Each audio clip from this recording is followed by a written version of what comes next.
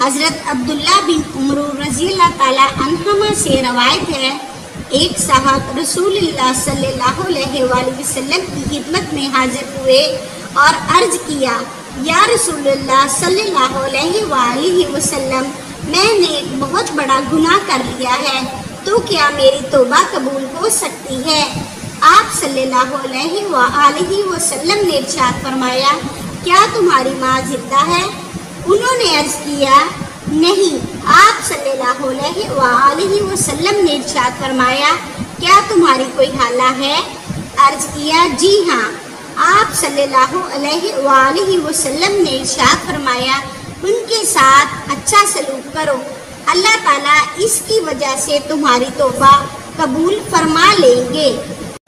حضرت ابو سعید خدری رضی اللہ تعالیٰ عنہ سے روایت ہے کہ ایک شخص رسول اللہ صلی اللہ علیہ وآلہ وسلم کے پاس آئے اور عرض کیا، یا رسول اللہ صلی اللہ علیہ وآلہ وسلم، مجھے وصیت فرما دیجئے۔ آپ صلی اللہ علیہ وآلہ وسلم نے چند وصیتیں فرمائی، جن میں سے ایک یہ ہے، اپنی زبان کے سوائے خیر کے ہر قسم کی بات سے محفوظ رکھو، اس سے تم شیطان پر قابو پا لو گے۔